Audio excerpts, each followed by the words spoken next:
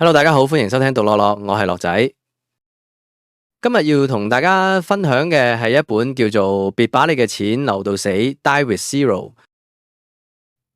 作者係比爾帕金斯 （Bill Perkins）。呢本書提出嘅觀點唔係叫我哋一味賺錢儲錢，而係鼓勵我哋及時行樂，將財富用喺創造有意義嘅人生體驗上邊。本書嘅核心思想圍繞住教我哋點樣最大化自己人生嘅快樂同滿足感，而唔係單純咁攰積金錢。究竟呢本書點樣改變我哋對金錢同人生嘅睇法呢？係聽落去你就知啦吓。比爾帕金斯 Bill Perkins 係喺美國知名對沖基金經理人啦。企業家更係華爾街譽為對沖基金嘅最後一位牛仔，咁就佢曾經創下5年內為公司帶嚟超過10億美元收益嘅驚人紀錄。除咗投資理財啦，佢仲涉足電影製作，同埋係一個高額錦標賽撲克玩家。咁有錢又咁享受生活嘅人，佢對金錢同人生嘅見解呢，都係自然好值得我哋借鏡嘅。帕金斯寫呢本書嘅動機係啦，即係想幫大家打破一味追求金錢嘅慣性同恐懼嘅，充分運用金錢啦，活出自己想要嘅人生。本書嘅核心理念呢，就係9大法則，分別係最大化個人正面人生經驗，盡早投資人生體驗，以死前財產歸零為目標。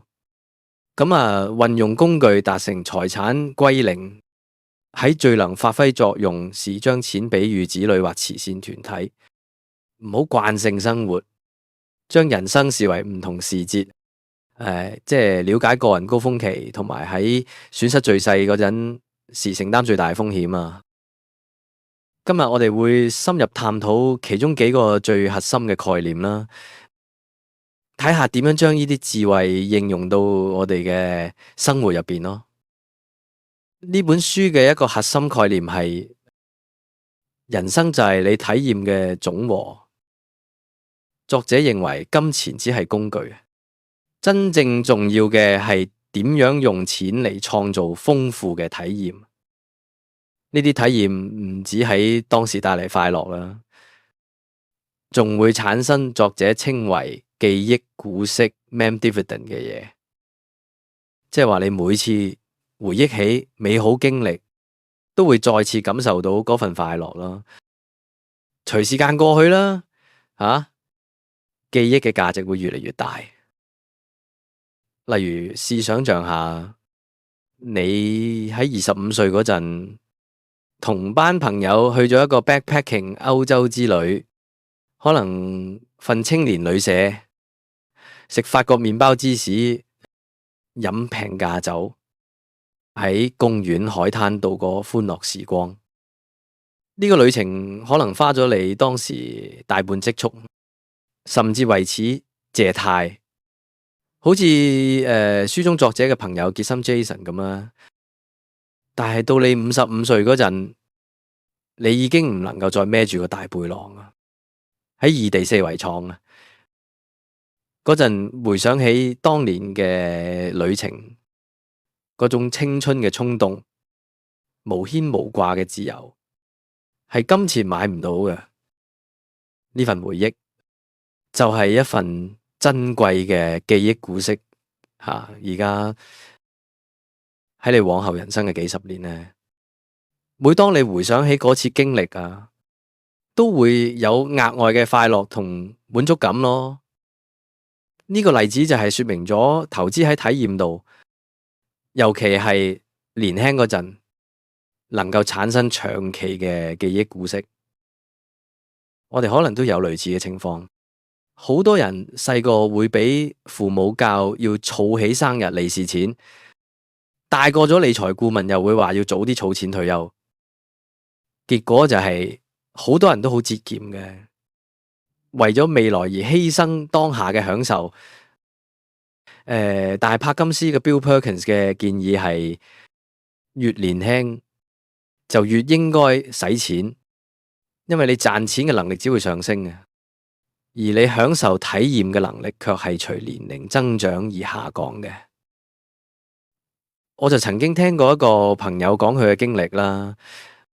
佢大學畢業後喺一間金融機構做嘢，佢份工收入唔錯，但好忙嘅。佢一直都好想去南極睇企鵝，但係又驚使錢，覺得要儲夠首期置業先啊。結果一拖再拖，到佢30幾歲先去嗰陣，已經多咗家庭負擔，冇以前咁無拘無束。到咗南極，咁雖然都好開心嘅，但佢話如果10年前去，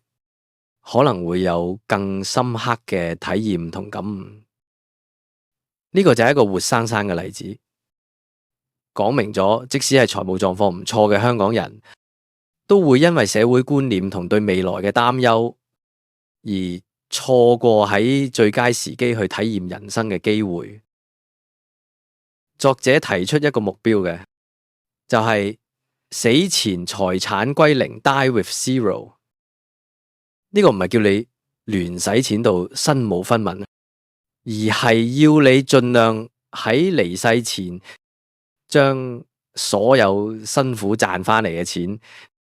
透過有意義嘅體驗，轉化成人生嘅最大滿足感。佢舉咗一個例子，有一個假設性人物伊麗莎白 Elizabeth 講佢月入唔錯，生活節儉，諗住等到退休之後先享受人生。結果佢喺85歲過身嗰陣，仲留低咗13萬美元啦。作者計算呢筆錢呢，即係伊麗莎白Elizabeth 白白工作咗超過6000個鐘啦，即係白做咗2年半嘅時間。佢覺得呢個係一種可怕嘅浪費。呢個概念呢，喺香港好多人都埋頭苦幹啦，爭取高薪厚職，日日 OT 就係為咗儲多啲錢買樓啊，為咗退休後可安享晚年。但係當我哋為咗儲錢而犧牲健康同自由時間嘅時候，我哋係咪真係活出咗最好嘅人生呢？我以前都會好努力工作，為咗多啲錢而放棄咗好多家庭聚會同朋友活動。嗰陣時覺得冇辦法，因為生活壓力大呢，而都要賺多啲錢先有安全感咯。但係讀完呢本書，我開始反思，咁係咪真係值得用咁多年嘅時間同健康去換取一啲到最後都可能用唔晒嘅錢？咁呢個就係作者話，我哋應該要重新評估自己對金錢同生命嘅價值觀。另一個好多人關心嘅問題係，咁啲錢點算留俾仔女啊？Bill Perkins 嘅答案係，如果你真係想俾錢仔女，就應該喺佢哋最能夠受惠嘅時候俾，而唔係等到你過身啦。因為研究顯示，大部分人要到60歲到先會繼承到遺產，嗰陣時佢哋已經有自己嘅經濟基礎，錢嘅影響力已經大大減低嘅。作者建議最好嘅時間係仔女喺26到35歲之間，因為佢哋夠成熟，可以負責任咁運用，又夠年輕，可以將呢筆錢創造最大嘅人生價值。香港好多父母都會覺得要努力工作啊，咁係留多啲錢俾仔女，甚至為咗幫仔女買樓而勞碌半生。但係我哋有冇諗過，當仔女年輕嗰時，一筆幾十萬嘅錢，可能幫佢哋開拓事業，或者去外國進修，對佢哋人生嘅影響會更大。反而等到佢哋50-60歲，可能仔女都已經有翻咁上下成就，嗰筆遺產可能只不過係 icing on the cake，而父母卻為此犧牲咗年輕時可以享受嘅人生樂趣。本書亦強調呢，我哋對好多事情都拖延啦，因為覺得時間係無限嘅，但係人生每一個階段都係有限嘅。我哋一生中會經歷好多次小死亡啦，即係人生嘅某個階段結束，好似青少年時期、單身時期、有咗仔女後嘅階段，咁一旦過咗就冇法回頭啦。作者將人生比喻為唔同嘅泳池，每個年齡階段咧都有佢相應嘅活動，錯過咗就再冇機會喎。因此，我哋應該將人生分為不同時段，積極規劃喺每個時段想做嘅事。最生動嘅例子就係滑水。作者50歲嘅時候，同呢個朋友租船滑水。雖然佢可能比20幾歲時差啲啦，但係佢知道呢個機會好珍貴，因7年之後可能就玩唔到，咁所以佢選擇咗盡情享受，唔想去到生命盡頭先後悔。呢個就係說明咗喺身體狀況仲允許嘅時候，盡情去體驗，創造難忘嘅回憶。喺香港，好多人可能30幾40歲，事業同家庭開始穩定，有少少儲蓄，但又未到退休。呢個階段呢，就係我哋嘅黃金時期嘅，我哋嘅，因為嗰陣時呢，我哋通常仲有健康嘅，雖然自由時間可能被仔女佔用，但係相對年輕時，我哋有更多嘅金錢可以換取時間嘅。例如請工人啦，幫手照顧小朋友，或者外判家務，騰出時間同屋企人去旅行。但係講佢或者學一門新技能咯，呢個時候嘅花費